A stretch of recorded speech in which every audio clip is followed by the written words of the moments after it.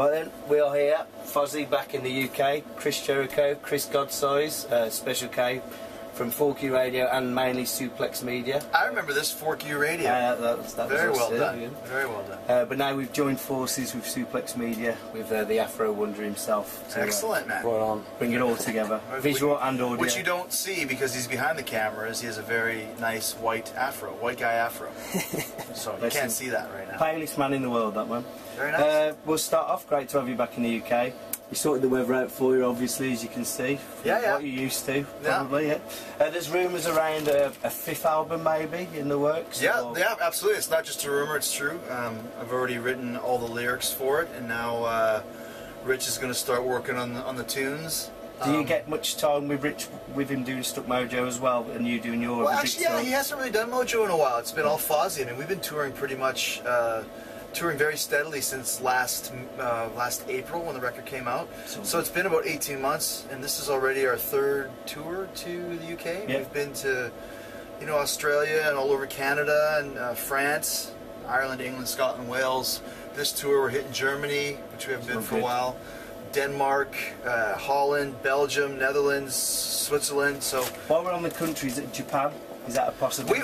We've been trying to go to Japan now for shoot, almost 10 years, and I think we're getting closer. We're getting closer and closer and closer. For whatever years time. Yeah. Well, hopefully this year. It's for whatever reason it's hard to get in there, and I mean, you think, from my name value from wrestling and then the style of music we play is very much, what Japan. Japanese fans like. Yeah. So would you combine the two? Would you use it as a promotional tool for Chris Jericho, as in, say, just as yourself and FOZZY, or would you keep it strict? It's always FOZZY, yeah. I wouldn't go over there in any You wouldn't do capacity. any special appearances for fan cons and stuff? Well, it depends. I mean, it all depends. I wouldn't go there and appear on a wrestling show or something, because it's never been about that, and... sooner or later we'll get over there. I don't ever take no for an answer. And sometimes you just got to work a little bit harder. Sometimes you wake up and it's happened. It'll be that, exactly. It'll be that much sweeter once we get there. Do you find yourself constantly writing on tour if you've got not much to do? You're just hanging around. Do you find yourself trying to come up with a melody? Well, Rich writes the majority of the melodies for the songs. What I like to do is write lyrics based on song titles. So I'll keep a log of song titles that I think are interesting, and then when it's time to write, I think these lyrics I wrote over the course of 3 months, just every night, okay, let's write this, let's write that. Yeah, you really got to be inspired by it. You can't just sit down and go, here I'm going to write lyrics, because then nothing comes. Other times you wake up, at 3 in the morning and have some kind of a phrasing in mind. You got to get going right there. So when are you looking at recording? Or are you? Hopefully in the fall. I mean, we would record already, but we have this tour that we're on right now. It's a big tour. So that kind of pushed things back a bit, but there's no rush. But we'd like to take advantage of the momentum that we have from all this touring and from Chasing the Grail, and how critically acclaimed and fan acclaimed it was. Do you find yourself changing every time, like getting a bit more? Because it's hard to say as an interviewing you, but like going from Chris Jericho and FOZZY, building up to FOZZY, and now it is FOZZY. With you and sure. I mean, it always was FOZZY. It was never a Chris Jericho vanity project or whatever. I think the difference is, though, is that now people are, it took a long time. We've been doing this for 12 years. 2005, was it Download 2005 or 2006? Yeah, 2005, 2006 maybe, yeah. Shut a lot of people up in the press-wise, and then since then I think there's been a nice... Yeah, well, because, I mean, obviously there's always a little bit of a, I think of a prejudice against us because of Jericho, the wrestler. Thinking that we're singing about body slams and wearing spandex and, as if we're some kind of a wrestling band. It's definitely an avenue to get that. Yeah, but not for us. I've been very, very cognizant of keeping the two separate, because they are two separate things. I mean, when I was a kid, I was obsessed with music, and my big dream was to play in a band and to be a wrestler, and I've been fortunate enough to have both those things come true. So I think now people come to see FOZZY, they might be Jericho fans or Rich Ward fans or whatever, but more importantly, they know our music. And if they don't know the music, they know afterwards. And the only people that don't like this band, I always say, are people that have never heard us. That's it. Don't give you the time of day. Exactly. We have a great reputation as a live band, and I think people, the word gets around. We've been doing this very grassroots, which is how all the greatest bands ever made it. You just keep coming back and keep playing live, and people go, "What's up with this FOZZY? They're still around. They're here again." Exactly. We play everywhere. We'll play, the biggest festival in England, and we'll play, Nuneaton, Queen's Hall, and everywhere in between. We don't care. We just love to play, and that's how you spread the word. That's the way to be.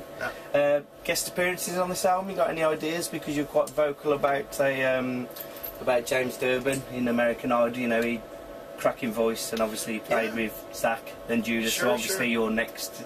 You've got to be there. You never know what goes on. It's funny because I think he's very much in the American Idol world, and once that happens, you kind of got to play by their rules. But it would be cool. It's funny because All That Remains was the first album we did that was all original, and we wanted people to really listen to it. So we had a lot of guests. You know, Miles Kennedy and you know, Zach was on it. Marty Friedman was on it, and you know, Mark Tremonti. So. Then then when Chasing the Grail, we had Jeff Waters play a couple solos, not as a gimmick, but because we wanted to have a different style of a player, more of a speed, thrashy type of a solo.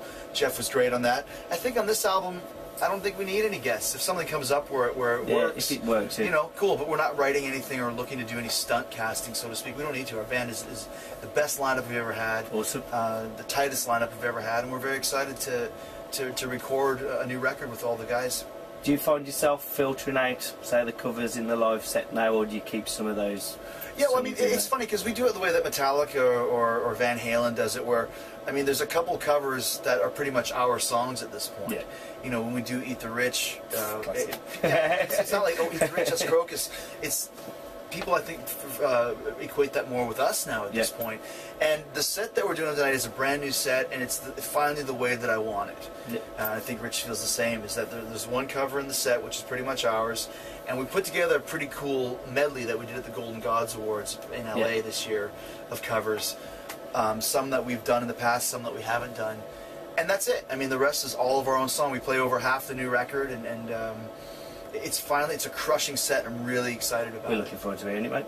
Sonosphere, like you've mentioned, one of the biggest festivals in the UK. You're playing it, and there's the top 4 bands obviously headlining it. Are you looking forward to seeing that, or anyone in particular on the bill you might have heard but you've not seen live? Or we're playing pretty much all the way through, so we're not going to get there. I mean, obviously the big 4 would be great to see, but we're not going to. We've got our own gig that night somewhere else. I don't even know, Germany or somewhere.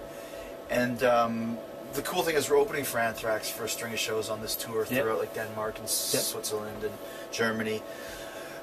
So the night we're playing is Slipknot, I believe. So that'll be kind of cool to see. But I mean, when you're on a tour like this, I mean, you know, Corey's a buddy of mine, and hopefully I'll get a chance to say hi. I mean, Motorhead is great, friends of the band. Phil played with us at the Whiskey. Maybe I'll get to say hi to him. But you're so into your own gig and doing what's going on and getting there on time and taking care of our fans, I guess, and meet and greets and VIPs and you know. So the best thing about festivals is there's always people wandering around that you're going to see. And but as far as like, okay, I'm going to have to see this band play, probably not going to happen this tour. Not this time. You know? Could we talk a little bit about yourself for a moment, or would you like to stay on? Whatever you want, man. With you pretty much accomplishing everything in wrestling, your music career is going fantastic. You've had a string of appearances on TV. What if you were to finish now? Would you be happy with what you've done so far in your career? You know, if you're wrestling-wise, yeah. Oh, absolutely, yeah. I mean, I don't have ever. You know, I don't have anything to prove to go back. Like, I got to go back to this. If the winds blow that way and something comes up that's interesting for me creatively, then I'll think about it. But like you said, the band is doing so good, and we've stopped and started this band a couple times in the past, and now I don't want to do that anymore because we really got the momentum going. So I really want to take advantage. So no chance of stopping off and take a streak at Mania next year, then maybe. Well, I mean, there's always a chance. I mean, that's what I'm saying. But it's so funny because I think people, especially now with social media and the internet, they want to know everything now, and they want everything to happen now. It's a shame. It doesn't work that way, and it's like people are like, "Oh, yeah, you're supposed to come back, or you're supposed to do this." No, I'm not. I never. I mean, I said that I would come back quicker if I won Dancing with the Stars, but I didn't say I'd come back in a week. You know, quicker could be 10 years from now. Who knows? How did you find that? It was amazing. It was amazing. It was a great experience. Some new contacts in the media? Or? Yeah, I mean, when you do a show like that, I mean, it just puts you in an entirely different world. I mean, there's 5 million people watch Raw and 25 million people watch Dancing with the Stars. So I think my new fan base of 60-year-old ladies are very happy that I did the show. But yeah, it opens up a lot of doors, and it's very good for roles? Is there anything? Yeah, I mean, there's a couple things like that, television parts, and also working on hosting a couple shows. Fantastic. You know, which should be fun to do too. So. I think when you do a show like that, it definitely opens a lot of doors and makes people very open to hearing your name. Whereas, WWE, for whatever reason, you'll never be on the Tonight Show just as a WWE superstar. Not interested.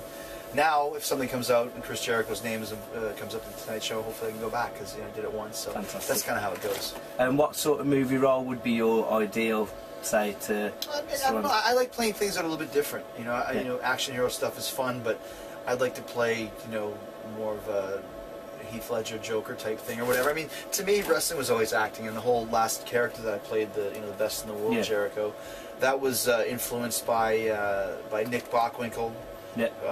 Older wrestler, and then also by Javier Bardem in No Country for Old Men, when he played Anton Chigurh, who was a very lunatic, who was very quiet about his lunacy and very matter of fact, and that's kind of where the whole slow talking, quiet talking heel came from, which you see most of the heels in the WWE now using.